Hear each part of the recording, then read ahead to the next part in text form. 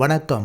இன்றைய முக்கிய தேனாரம் செய்தித் தலைப்புகளுடன் ஆசிரியர் சேவை சங்கம் ரணிலின் அரசுக்கு கொடுத்த காலக்கெடு, அம்பாறைக்குள் பிரவேசித்த பாத யாத்திரை குழுவினர், இளம் மருத்துவர் நீரில் மூழ்கி மரணம், தமிழ் பொது வேட்பாளர் உரிய நேரத்தில் முடிவு. தொடர்கிறது தேனாரம் செய்திகள். ஆசிரியர் சேவை சங்கம் ரணிலின் அரசுக்கு கொடுத்த காலக்கெடு.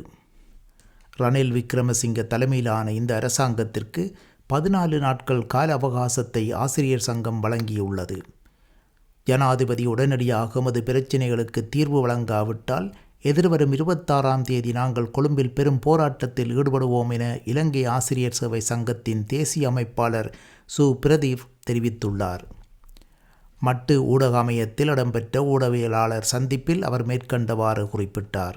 12ஆம் தேதி இலங்கை வரலாற்றிலே 101 கல்வி வலயங்களிலும் மிகவும் வெற்றிகரமாக அதிபர் ஆசிரியர்களின் சம்பள போராட்டத்தின் அடுத்த கட்ட நகர்வு மிக வெற்றிகரமாக ஏற்படுத்தப்பட்டது.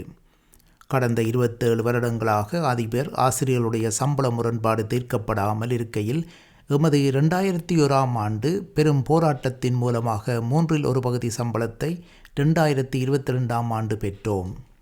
அதன் பின்பு 2023-2024 வரவு செலவு திட்டத்தில் ஆசிரியர் அதிபர்களுடைய சம்பள முரண்பாட்டை தீர்ப்பதற்கான நிதி ஒதுக்கீடு வழங்கப்படும் என்று கூறப்பட்டது.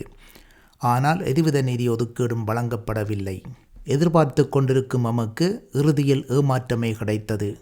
பல போராட்டங்களை 2023ஆம் ஆண்டு செய்திருந்தோம்.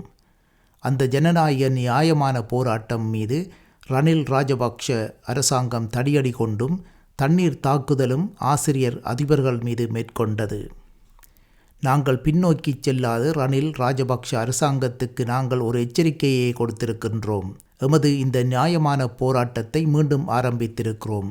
விசேடமாக போராட்டம் வடக்கில் 13 வலயங்களிலும் அதேபோன்று கிழக்கில் அனைத்து வலயங்களிலும், விசேடமாக மட்டக்களப்பு மாவட்டத்தில் 5 கல்வி வலயங்களிலும் அதிபர்கள் ஆசிரியர்கள் போராட்டத்தை நடத்தியிருக்கின்றார்கள்.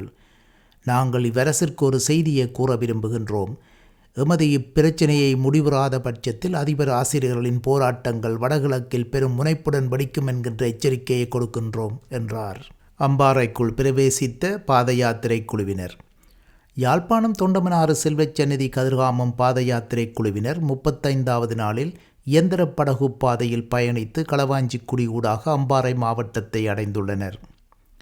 சந்நிதி முருகன் ஆலயத்திலிருந்து கடந்த மாதம் 11ஆம் தேதி கதிர்காமம் புறப்பட்ட பாத யாத்திரை குழுவினர் 35 நாட்களாக யாழ்ப்பாணம், கிளிநொச்சி, முல்லைத்தீவு, திருகோணமலை, மட்டக்களப்பு ஆகிய 5 மாவட்டங்களை கடந்து சனிக்கிழமை 6வது மாவட்டமான அம்பாறை மாவட்டத்துக்குள் பிரவேசித்தனர்.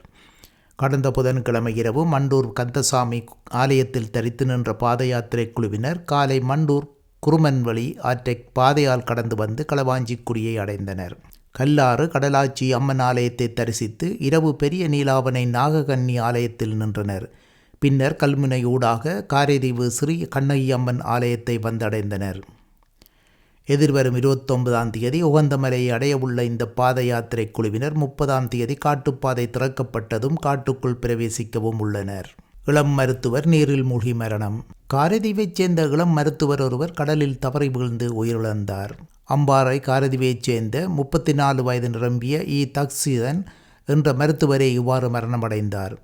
கல்முனை ஆதார மருத்துவமனையில் பணியாற்றிய மருத்துவர் தக்சிதன் உகந்தமலை முருகன் ஆலயத்துக்கு சென்று வரும் வழியில் பாணமை கடலில் தவறி வீழ்ந்து உயிரிழந்தார். மருத்துவத்துறைக்கு தெரிவான அம்பாறை காரைதீவைச் சேர்ந்த சிவகரன் அக்ஷயன் என்ற மாணவன் கடந்த வெள்ளிக்கிழமை காலை நீரில் மூழ்கி பரிதாபமாக உயிரிழந்தார். இந்த துயரத்திலிருந்து காரைதீவு மக்கள் மீள்வதற்குள் மருத்துவர் தக்சிதனின் மரணம் நிகழ்ந்துள்ளது. தமிழ் பொது வேட்பாளர் உரிய நேரத்தில் முடிவு. ஜனாதிபதி தேர்தலில் தமிழ் வேட்பாளரை நிறுத்தும் விடயத்தில் உரிய நேரத்தில் சரியான தீர்மானம் எடுக்கப்படும் என்று இலங்கை தமிழரசு கட்சி அறிவித்துள்ளது. தமிழரசு கட்சியின் மத்திய குழு கூட்டம் வவுனியாவில் தனியார் விருந்தினர் விடுதியில் நேற்று ஞாயிற்றுக்கிழமை இடம்பெற்றது.